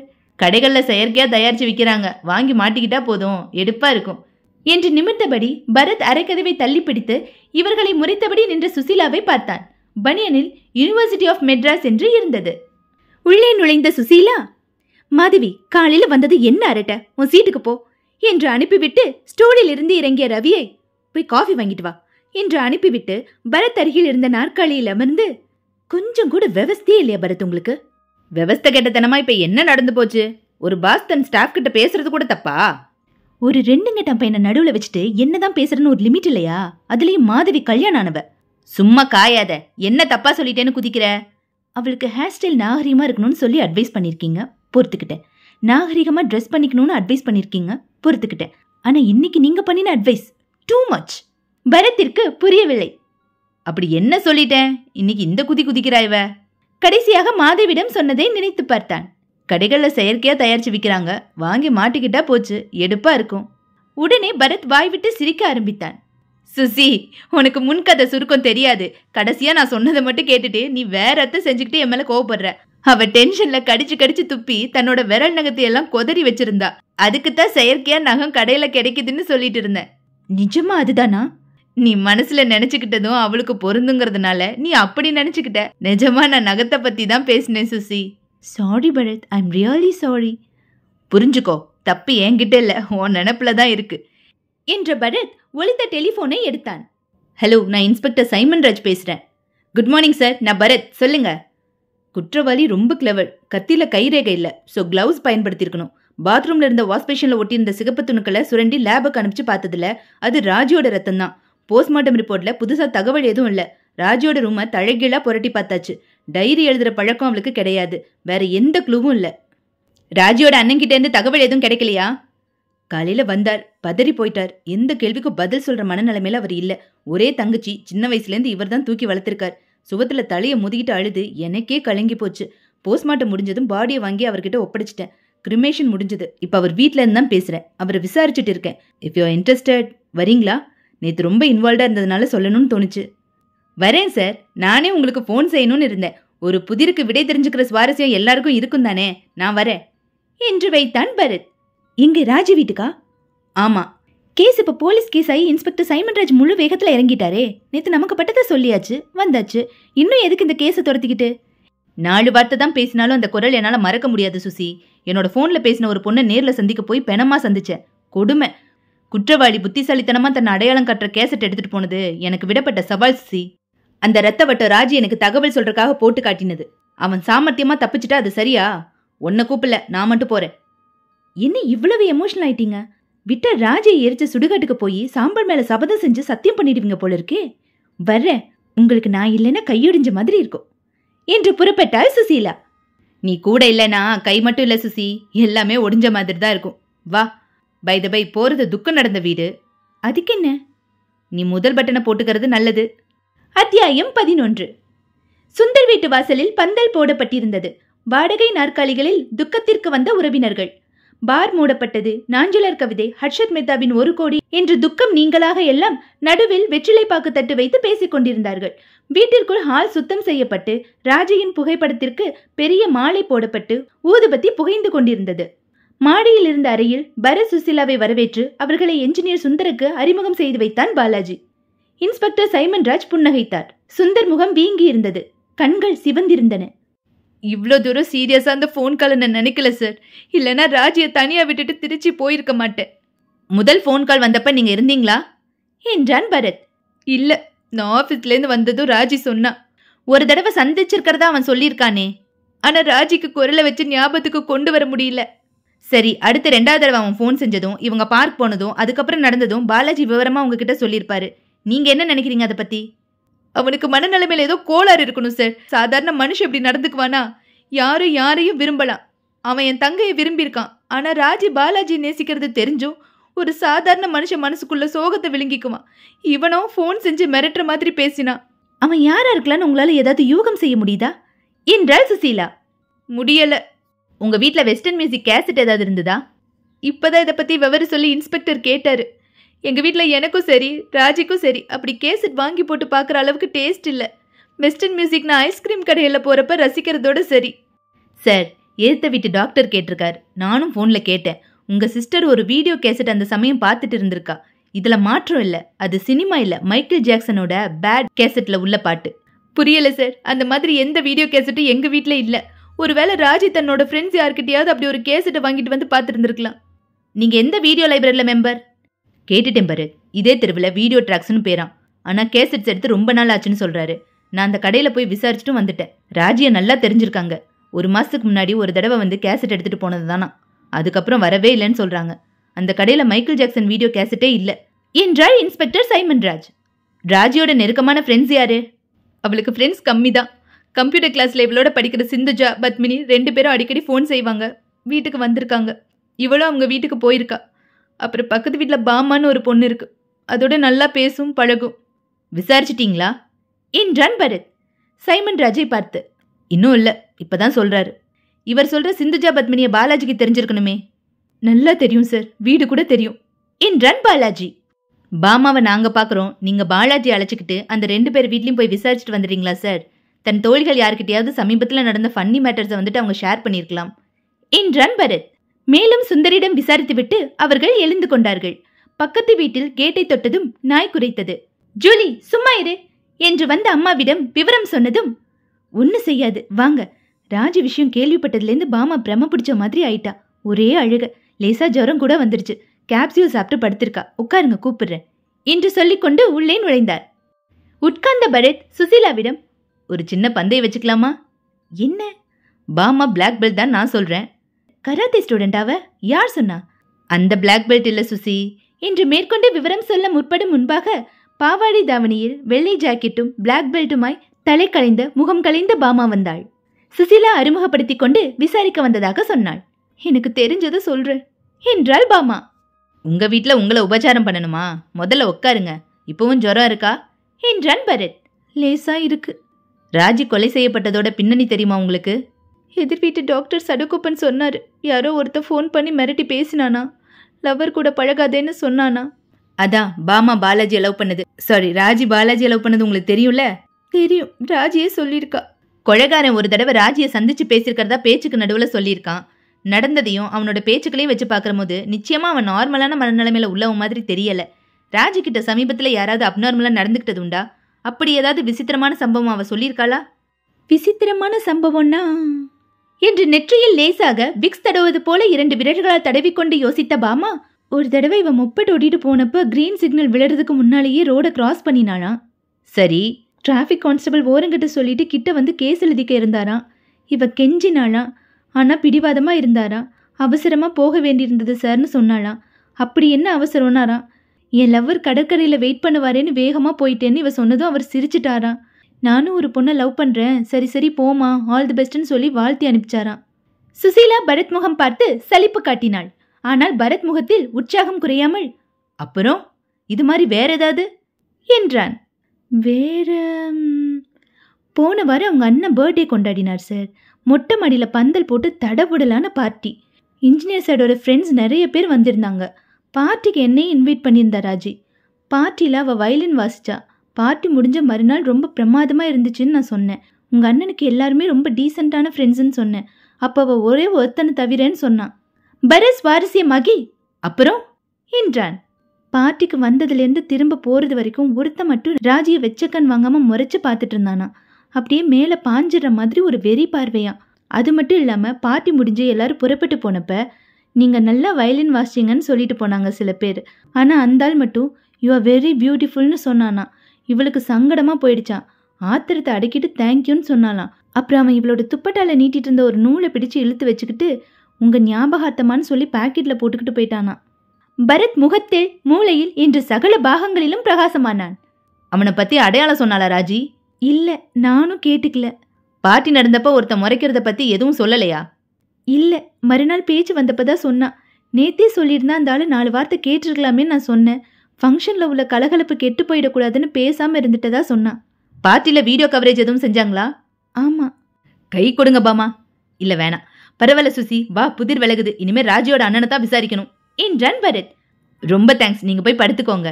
மீண்டும் ராஜியின் வீட்டிற்கு வந்தார்கள். அத்தியாயம் 12. என்ன சார் சொல்றீங்க நீங்க? ஏன் பர்த்டே பார்ட்டியில கலந்துக்கிட்ட என்னோட ஃப்ரெண்ட்ஸ்ல ஒருத்தன் தான் கொலைகாரனா? அப்படி இருக்க சான்ஸ் இருக்கு. பார்ட்டியை வீடியோ கவரேஜ் செஞ்சீங்கல்ல? ஆமா. நேத்து கொலை நடந்தப்ப அந்த வீடியோ கேசட்டை ராஜி போட்டு பார்த்துட்டு இருந்திருக்கலாம். அப்ப கொலைகாரன் வந்து குத்தி இருக்கலாம். அவன் கை கழுவ பாத்ரூம் போன சமயம் ராஜி கேசட்ல அவன் தெரியிற இடத்த ஃப்ரீஸ் பண்ணி ரத்த வட்டம் போட்டிருக்கலாம். அதை பார்த்து அவன் கேசட்டை எடுத்துட்டு திருவிளையாடல் போட்டு வச்சுட்டு போயிருக்கலாம். பொருந்ததில்ல என்றான் பரத். இருங்க சார், திலக் வீடியோஸ்ல தான் நான் வீடியோ கவரேஜ் பொறுப்பை கொடுத்துட்டு போயிருந்தேன். நான் ஊருக்கு புறப்பட்டு போன வரைக்கும் அவங்க பின்னணி மியூசிக் சேர்த்து கொடுக்க டிலே ஆகுதுன்னு பதில் தான் சொல்லிட்டு இருந்தாங்களே ஒழிய கேசட் வந்து சேரலையே. பின்னணியில என்ன மியூசிக் போட சொல்லியிருந்தீங்க? மை காட், வெஸ்டர்ன் மியூசிக் தான் சேர்க்க சொல்லியிருந்தேன். That's it. அவங்களுக்கு ஃபோன் இருக்கா? விசாரிங்க. நேற்று கேசட் அவங்க கொடுத்துருக்கலாம். சுந்தர் ஃபோன் எடுத்து பேசினான். ஹலோ, நான் இன்ஜினியர் சுந்தர் பேசுறேன். நம்ம வீட்டில் பர்த்டே பார்ட்டியை கவர் பண்ண வீடியோ கேசட் என்னப்பாச்சு? அப்படியா, சரி சரி என்று வைத்த சுந்தர், நீங்க சொன்னது சரிதான். நேற்று ராத்திரி 8 மணிக்கு அவங்க வந்து கேசட்டை வீட்டில் கொண்டாந்து கொடுத்தாங்களாம். ராஜி தான் வாங்கிட்டாலாம். அப்ப நம்ம கற்பனை 100% நடந்திருக்கு என்றாள் சுசீலா. ஓகே, இப்போ உங்க ஒத்துழைப்பால தான் அவனை பிடிக்க முடியும். அவனை பத்தி எந்தவித அடையாளமும் நமக்கு தெரியாது. கருப்பா சிகப்பா எதுவுமே தெரியாது. ஆனா அன்னைக்கு பார்ட்டிக்கு வந்த உங்களோட ஃப்ரெண்ட்ஸ்ல ஒருத்தன் அவன். எத்தனை பேரை இன்வைட் பண்ணீங்க? 100 இன்விடேஷன் பிரிண்ட் செஞ்ச. 5 இன்விடேஷன் மிச்சம் இருக்கு சார். ரைட்டு, 95 பேரை இன்வைட் பண்ணீங்க. எல்லாரும் வந்துட்டாங்களா? 7-8 பேர் வரல. முதல்ல நீங்க இன்வைட் செஞ்ச 95 பேரோட லிஸ்ட்டும் எனக்கு வேணும். என்னோட அட்ரஸ் புக்ல பார்த்து யார் யாரை இன்வைட் பண்ணலாம்னு நினைச்சனோ அவங்க பேருக்கு பக்கத்துல ஸ்கெட்ச் பேனால டிக் பண்ணிட்டேன். ஆஃபீஸ்ல டைபிஸ்ட் வந்து டைப் பண்ணி கொடுத்தாங்க. இருக்கட்டும், அந்த அட்ரஸ் புக் இங்க வீட்ல இருக்கா, உங்க ஆபீஸ்ல இருக்கா? இங்கதான் இருக்கு, எடுங்க அத. சுந்தர் எடுப்பதற்கு எழுந்து சென்ற போது சுசீலாவிடம், பாமா பிளாக் பெல்ட் தான் எப்படி கரெக்டா சொன்ன பாத்தியா என்றான் பரத். இப்ப அதுதான் ரொம்ப முக்கியமா பரத்? நடுநடுவுல ரிலாக்ஸ் பண்ணிக்கலாம். தண்ணி துறையில தாயை பார்த்தா வீட்டுல பொண்ணை பார்க்க வேண்டியதில்லைன்னு ஒரு பழமொழி சொல்லுவாங்க தெரியுமா? அந்த மாதிரி. அந்த மாதிரி?